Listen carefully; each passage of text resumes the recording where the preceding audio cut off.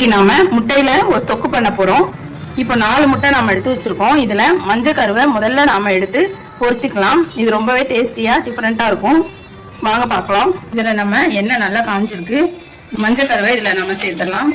தனித்தனியா சேர்த்துக்கலாம். நீங்க அந்த எல்லோவை மட்டும் எடுக்கணும். இது இப்போ நல்லா வேகட்டும். வெந்த உடனே பார்க்கலாம். இப்போ இதை நம்ம அப்படியே எடுத்து வச்சிடலாம். வேறு பிளேட்டுக்கு மாற்றிடலாம். இதை அப்படியே நம்ம வேறு பிளேட்டுக்கு மாற்றிட்டோம். இப்போ தாளிச்சிடலாம்.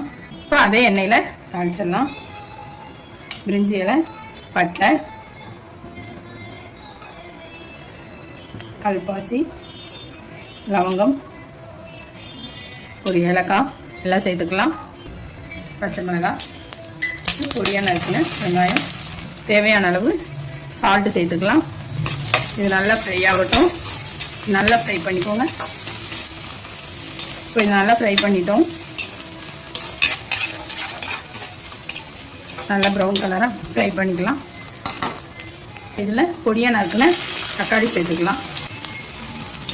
நல்லா வேகட்டும். இப்போது இதுக்கு தேவையான காரம் சேர்த்துக்கலாம்.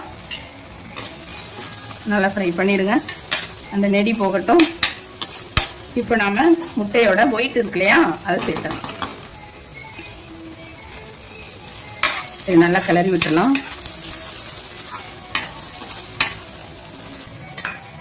இப்போ இது நல்லா ஃப்ரை ஆயிடுச்சு.